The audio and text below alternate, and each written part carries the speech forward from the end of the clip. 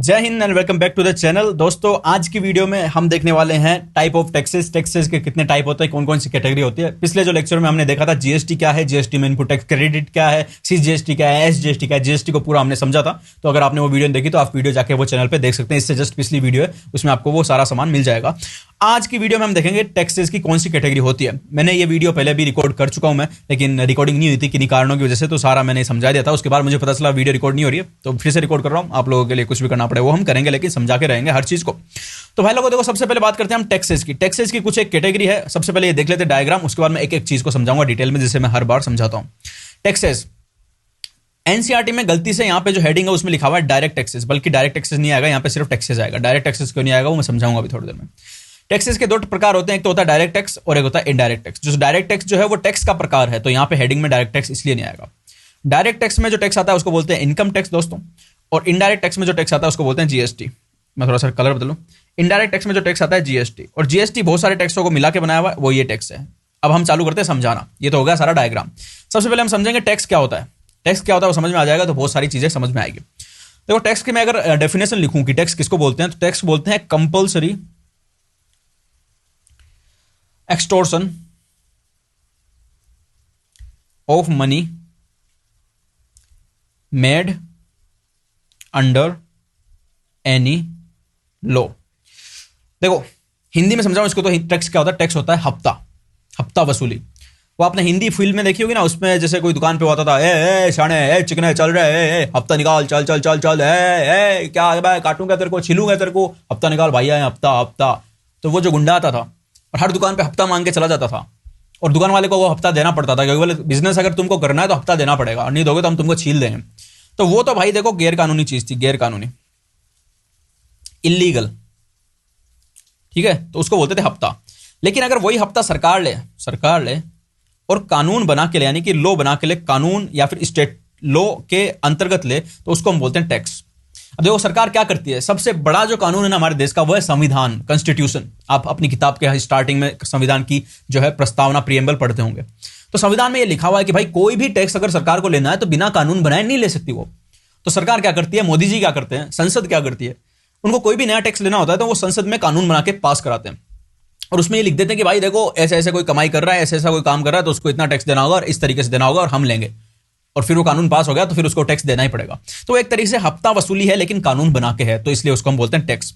और टैक्स बहुत जरूरी होता है किसी भी कंट्री की इकोनॉमी के लिए, क्योंकि सरकार के पास पैसे टैक्स से आते हैं। सरकार खुद तो कोई बिजनेस करती नहीं है, तो पैसे सारे कहां से आते हैं, सरकार के पास टैक्स है।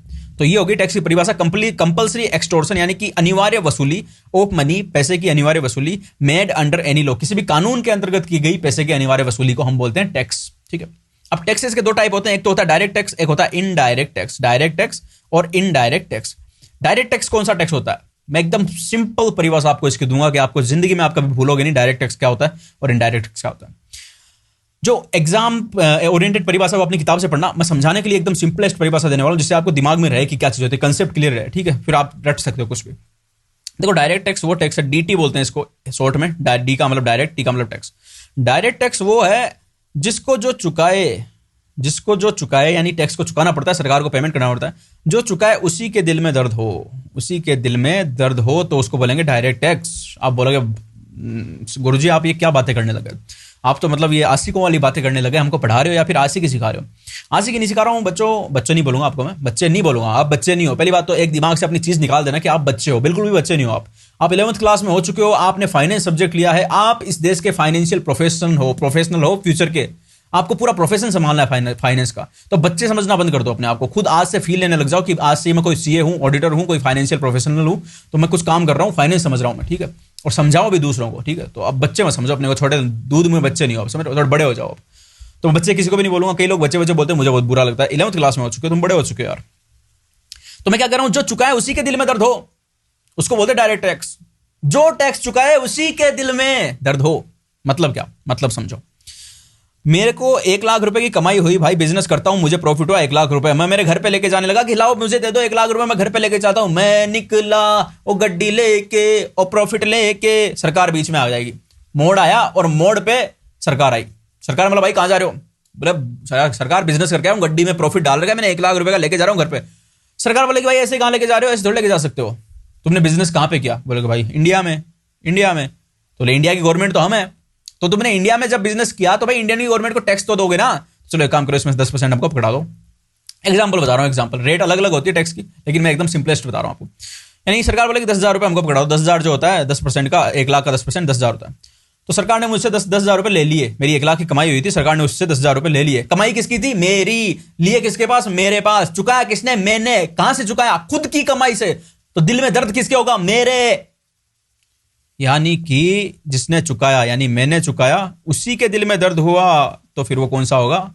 Direct tax. तो भैया डायरेक्ट टैक्स में कौन सा आ गया? Income tax. इनकम टैक्स इसी को बोलते हैं, जो कमाई आप करो उस पर आप टैक्स दो, उसको बोलते हैं इनकम टैक्स। और जो चुकाता है उसी के दिल में दर्द होता है, इसलिए उसको बोलते हैं डायरेक्ट टैक्स। यानी डायरेक्टली उसी के दिल में दर्द हो रहा है जो चुका रहा है। तो अब आप सोचोगे कि अगर डायरेक्ट टैक्स को वो टैक्स बोलते हैं जिस जो चुका है उसी के दिल में दर्द हो, उसको डायरेक्ट बोलते हैं, तो इसका मतलब इनडायरेक्ट टैक्स में जो चुकाएगा उसके दिल में दर्द नहीं होगा क्या? नहीं होगा। क्यों नहीं होगा? समझाता हूं मैं। देखो इनडायरेक्ट टैक्स क्या होता है, इनडायरेक्ट टैक्स क्या होता है मैं समझाता हूं। इसको थोड़ा सा साफ कर लूं मैं, या फिर नीचे चलो, अपन नीचे करते हैं, अपने पास बहुत जगह है यहाँ पे। देखो इनडायरेक्ट टैक्स, इनडायरेक्ट टैक्स में क्या होता है भाइयों? डायरेक्ट टैक्स में जो चुकाता है अपनी कमाई से चुकाता है, तो उसी के दिल में दर्द होता है। इनडायरेक्ट टैक्स में चुकाता कोई और है और दर्द किसी और के होता है, और जिसके दर्द होता है उसको पता नहीं चलता कि मेरे दर्द हो रहा है। खास बात यह है इनडायरेक्ट टैक्स की। क्यों है ये खास बात? मैं बताता हूं। आप जो है पड़ोस वाले बनिए की दुकान पे से बहुत सारी चीजें लेके आते होंगे, बहुत सारी चीजें लेके आते होंगे। मान लो आप टूथपेस्ट लेके आए, टूथपेस्ट लेके आए, 100 रुपए का आपका टूथपेस्ट है और 120 रुपए आप टूथपेस्ट के देखे हैं, मान लो 120 रुपए, ठीक है। अब आपको पता है कि हर चीज जो आप खरीद के लाते हो बाजार में उसमें टैक्स जुड़ा हुआ रहता है, इनडायरेक्ट टैक्स, जीएसटी जुड़ा हुआ रहता है।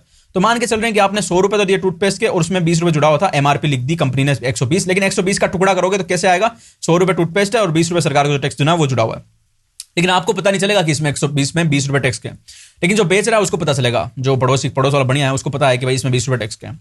अब जैसे ही महीने का एंड होगा तो सरकार बोलेगी बढ़िया को, बढ़िया कितने कितने टूथपेस्ट बेचे तूने? बढ़िया बोलेगा भाई मैंने 100 बेच दिए सरकार। तो बोलेगी एक टूथपेस्ट पे कितना कितना टैक्स जुड़ा हुआ था? बोले 20 रुपए। तो बढ़िया तेरा टैक्स बन गए गुणा 20 कर देंगे इसको, यानी मल्टीप्लाई कर देंगे 20 से। बढ़िया को बोलेगी सरकार 2,000 रुपया टैक्स दे दे हमको। तो बोलेगी ओके, सरकार को वो अपने महीने के लास्ट में 2,000 रुपया टैक्स पकड़ा देगा, क्योंकि टूथपेस्ट की कॉस्ट में टैक्स जुड़ा हुआ था।